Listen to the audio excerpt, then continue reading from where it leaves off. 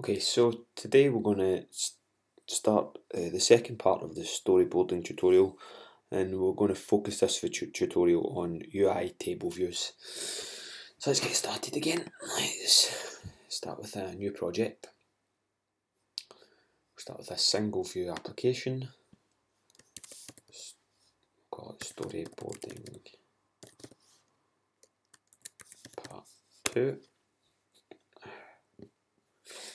It's going to be an iPhone project. I'm going to use storyboards and Arc. Let's just store this on the desktop. And we'll go straight to a storyboard. So again, we start with this initial scene. We're going to get rid of this scene and we're going to replace it with a table view controller. We'll get rid of the two classes that are generated that drive the view controller we had before, and we'll add in a new table view controller. This example is going to be based on the same example we had in part 1 of this tutorial series, so it's going to be a list of people.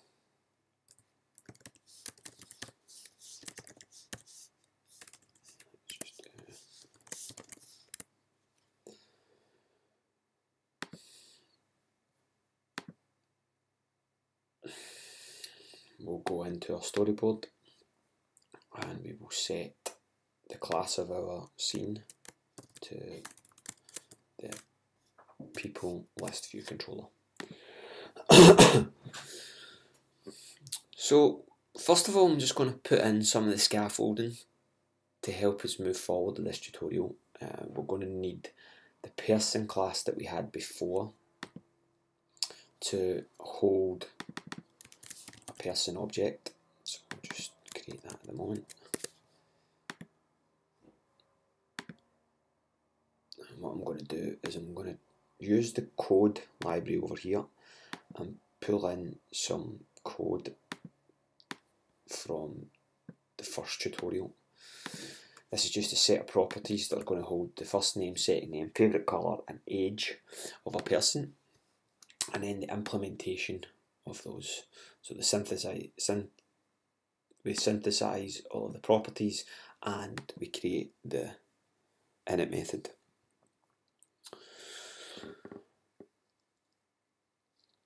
So now we want to go to our table view controller and create a list of people that this table view is going to control. So we'll create a list of people. As always, we'll synthesize that and we will instantiate it.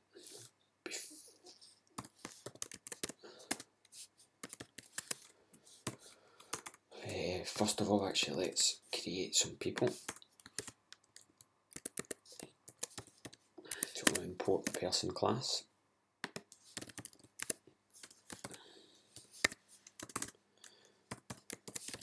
We'll create a person.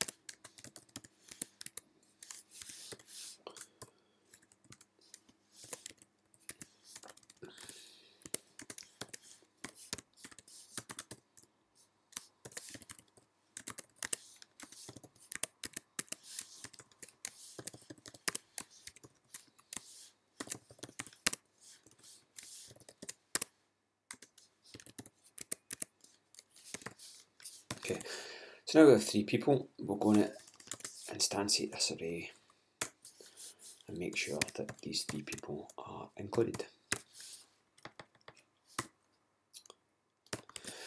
So now we have some data. What we're going to do is we're going to implement the number of sections in TableView. We're only going to have a single section, just a single list. And the number of rows is going to equate to the number of people we have in our list. So that will be cells.people count. And then inside our cell for row index path, what we're going to do is we're going to find the person that the cell represents. So we'll pull that person out of the people list. And then what we're going to do is we want to set the text on that label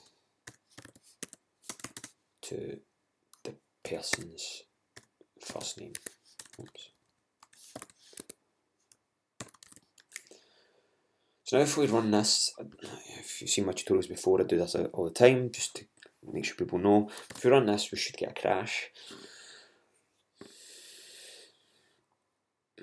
Again, we'll see that this crash is due to the fact that it could not dequeue a reusable cell with a particular identifier. That is because inside our cell for row index path, we're trying to dequeue a reusable cell with the identifier cell, and we don't have one with that identifier. So we go to the storyboard, we find our prototype cell that we're going to be dequeuing, and we make sure that in the attribute inspector its reuse identifier is cell. So now that we have this, if we run it, we now see the 3 people that we have.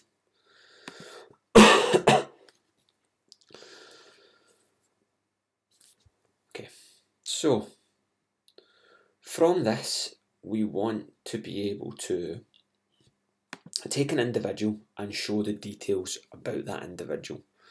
So what we have to do is we want to have a detailed view that when the cell is tapped, it takes you to that detail view and allows you to see all of the information about the person, their first name, their second name, their favourite colour, so on and so forth. So I'm going to drag on a view controller.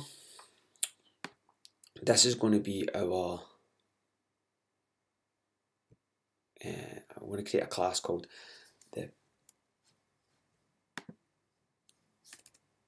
person detail controller. It's going to be a UI view controller, sorry.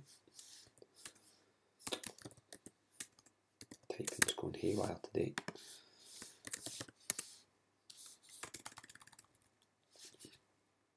And we'll create that class. Again, I'm going to pull in some code from the first tutorial.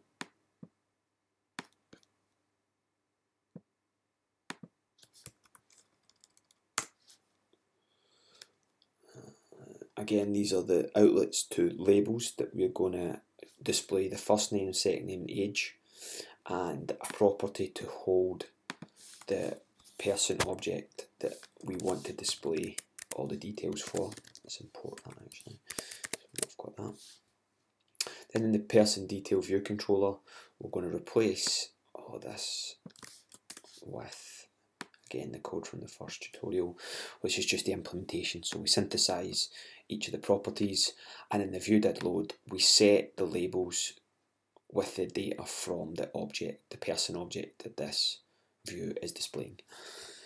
So let's go back to our storyboard quickly, and we will set the class of that to person detail view controller.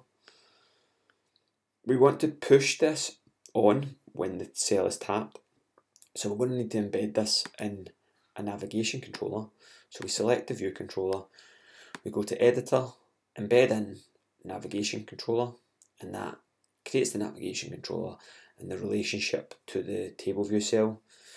Now if we take our prototype cell and we right click and drag, we can create a segue. Now segues can be presented in many different ways.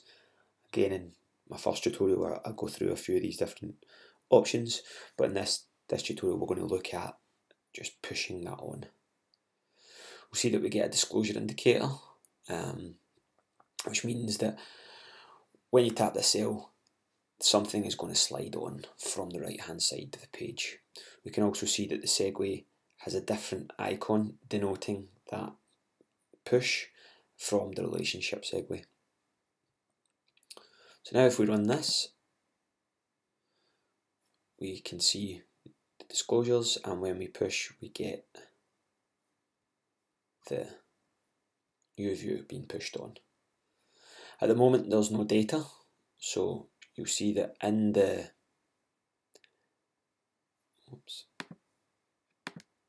person detail view controller, because the person object is nil, when we set background to the favourite colour, it's actually setting that to nil, and that's the reason why we get this black background. So how do we set the person object that's to be displayed? Well, we have to use prepare for segue. So we'll go to the people list table view controller, and we will implement the prepare for segue method.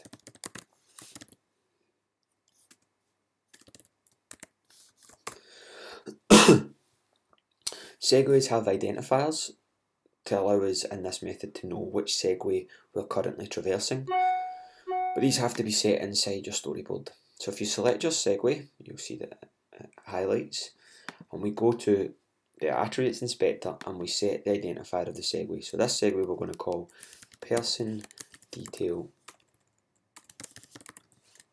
segue. I'm going to copy that to make sure I spell it correctly. Spelling is not one of my strong points.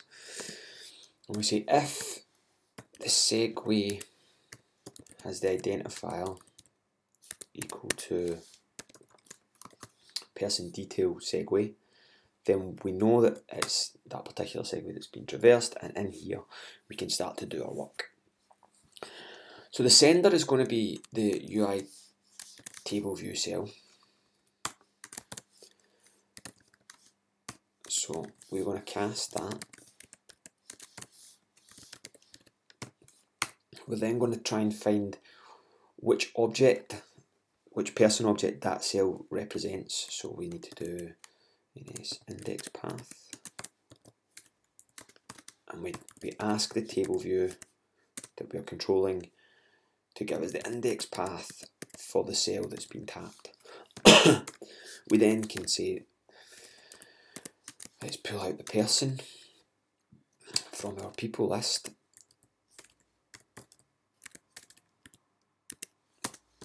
that is currently being displayed at the row being represented by the cell. So now we have a hold on the object that that cell tapped represents. We now need to set the destination view controller. So in a segue you have two things that are helpful. You've got the source view controller, which is the current view controller. In this case it would be our people list view controller, and you have destination view controller. That's the one that you're moving to, and again in our case it's the person detail view controller. So we want to, first of all, let me import that.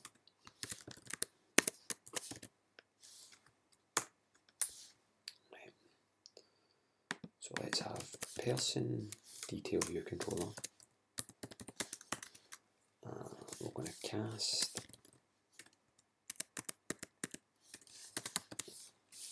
our segues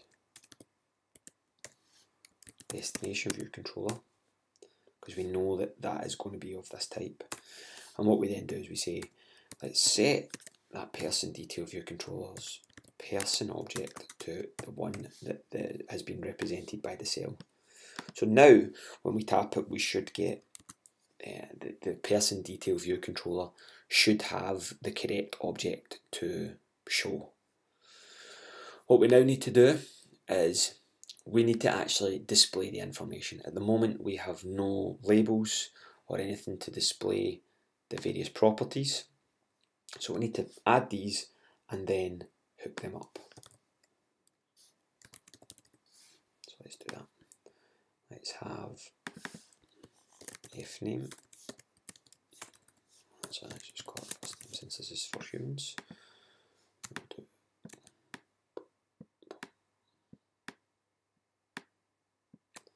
We'll have second name of age.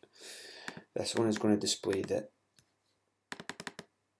first name property. We'll just change this just for the time being. So here we've got a label which is purely designed to let a user know what this information refers to. We want to take our person detail view controller and go to the the connection inspector, and then hook up the labels. So we're going to hook up the age label, we're going to hook up the first name label, and we're going to hook up the second name label.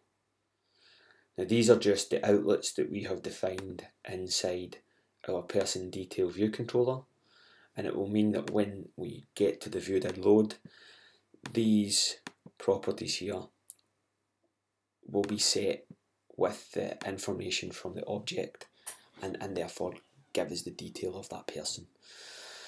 So hopefully let's run this. And now when we go in, we see Scott Sherwood, age 30, and his favourite colour is purple. Janet is Janet Smith, 26, and it's blue, and so on with John. So that's us covered the very basics of a UITableView, kind of recapping on what we did in part 1. But let's look at some more advanced features and some new features available in iOS. One of these new features is being able to load your table view cells rather than having a prototype cell inside your table view like so. You can actually load them from Nibs themselves. This can make your table view cells more reusable across projects. It means that you don't need to remember which storyboard that they're in and go and delve around the storyboard to copy and paste that prototype cell into a new project. Instead, you can house all of your custom cells in the one place in your repository and make use of them across multiple projects. Now this isn't always applicable. Sometimes a prototype cell, and the way we've demonstrated so far, is the perfect way to go, but I just want to illustrate this new approach that will allow you to create reusable cells more readily. So let's first of all look at creating two nibs. We're going to have a nib for our cell, and we're going to call it person cell.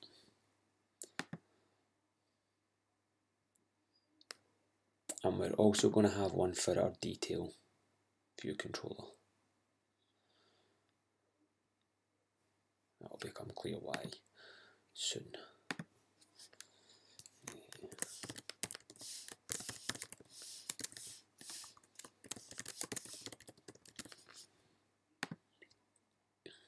Okay, we'll go to our storyboard and we'll take this and we'll cut that.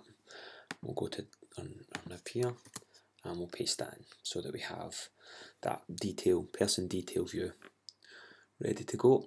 And then we'll go to our table and we'll take out our prototype cell, sorry. We'll cut that and we will put that in our person cell nib. Let's remove the disclosure indicator. That should be us. What I'm going to do is I'm going to keep this identified as person cell.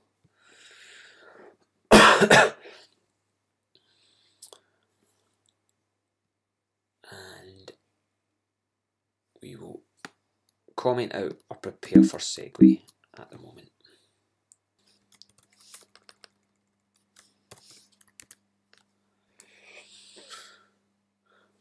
So So now what we want to do is we need to load up the cell in a different way. We are wanting to load a person cell. In fact, before I start this, let me just show you how to register the nib. So what you want to do is in your view did load, you want to say self.tableview register nib. Now you can register classes as well if you have a class that constructs the cell itself. We want to create a UI nib.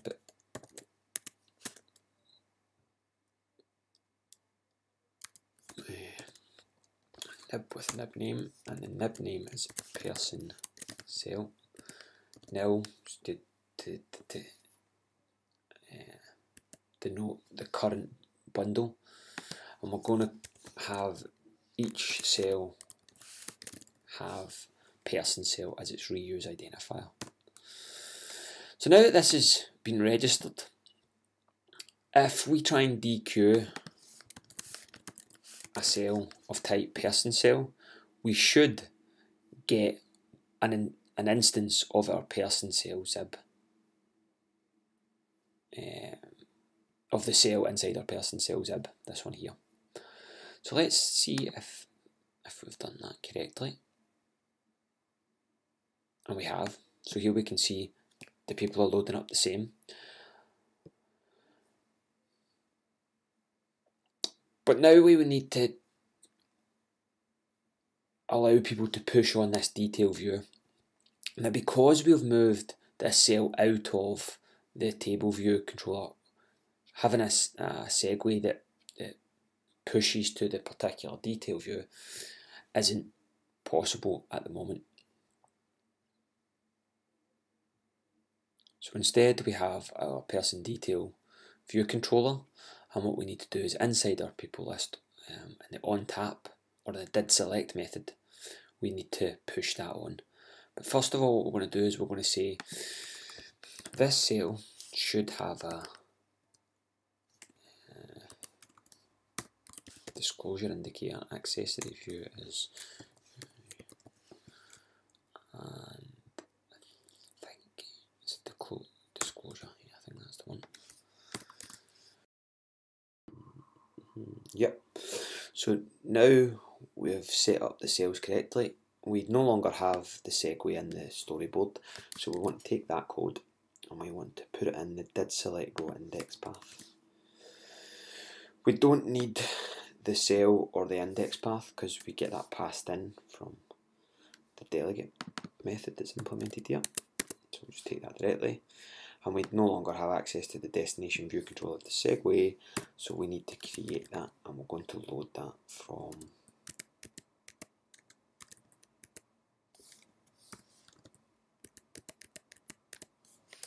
our nib. It's person detail view controller. That's nil again.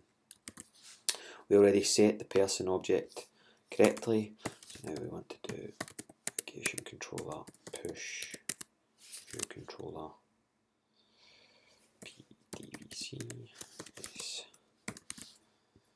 Let's double check we've got everything set up correctly here. We probably want to have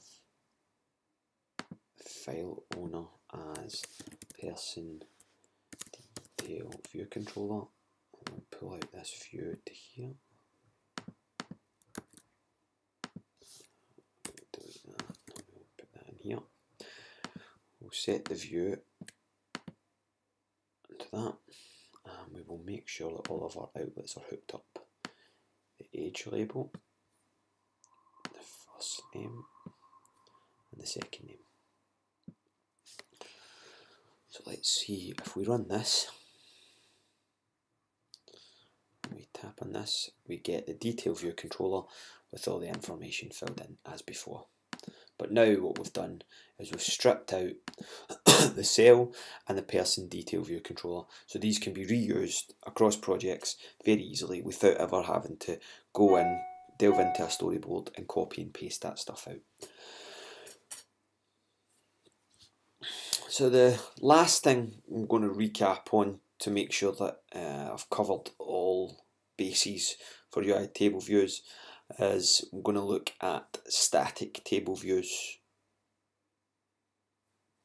What we're going to do is we're going to concentrate just on storyboards again. We're going to undo the changes that we made to get back to where we were originally. I'm going to quickly go into our people list. I'm going to remove this code in the did select row of view controller. I'm going to remove the disclosure indicator because that's no longer needed, and I'm going to uncomment this. So now, if we run it just to double check, oops, we should have been back to where we are, but let's just, what we've done is we've not taken out this, so let's get rid of that. And let's go back to our prototype cell that's in the storyboard. So this time, we should be back to where we are. Yes. Okay. So now we're only dealing with the items that we can see here on the storyboard. And what we're going to look at is we're going to say, well, this detail view controller actually is just a list of items. So maybe we could use a table view, but we don't want to have numerous cells and handling all these cells in the way we would with a normal table view controller. So how else can we lay this out? Well, what we can do is we can use static table views. So what is a static table view? A static table view is something that's ran by it's managed by a table view controller. So let's get rid of this because we're basically changing our notion of the person detail view controller. The static table view is something that has a set number of cells and it doesn't change at runtime. So what we're going to be allowed to do is hook up the elements that are part of each of those cells directly to our controller class. So let's go into, which one is it again? Oops, need to select the table view itself. And we want to have static cells. So here we get 3 basic static cells, and let's just group these just to make it look a little bit different. Now we're still going to push on this new class, and we need to find out what the segue was called again just to make sure we get that right. Person detail segue, so let's just make sure we update that. And now we have 3 cells in a table view. Let's drag on a UI label. And we're going to use this as our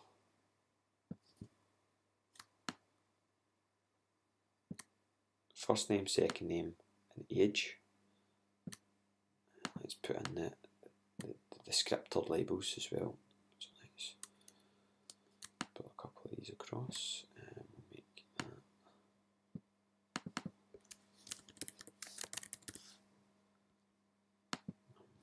Make this a little bit smaller.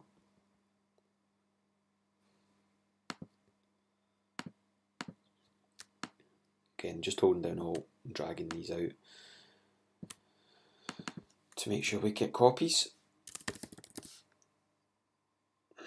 Probably needs a bit smaller again, so let's go to 10 point. Oops. Age.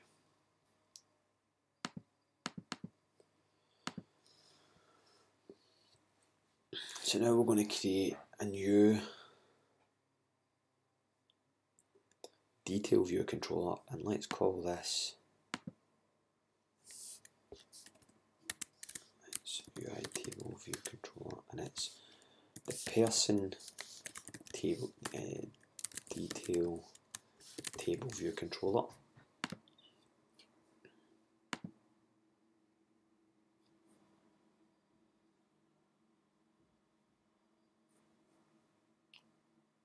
Shouldn't need any of these. Just get rid of them for the time being. And what we're going to do is we're going to add in our outlets that we had before. So let's just copy these across.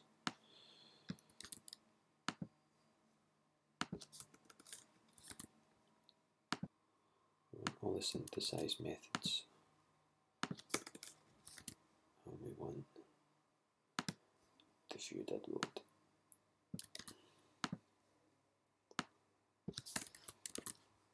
Now when we go back to our storyboard, we change the type of this to person detailed table view controller. Go to our connection list, we connect up again the various labels that we've created, and hopefully when we run this we should have a table view which is laying out the items rather than us just having placed them on.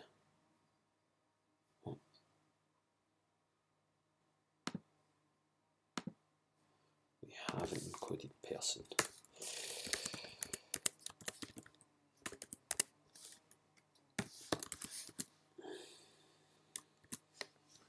So now if we run that, we get our table view. It works and acts like a table view. You can see that we can select cells, nothing's happening when we select them. But we have not needed to implement any of the delegate or data source methods in our table view controller. Instead, by making this table view static, it knows that it should take all of the data source and delegate information directly from the storyboard rather than from our class. And that's kind of, in sort of simple terms, what static table views can do. So I hope this helps somebody, and I look forward to responding to any of your questions. Thanks. Bye.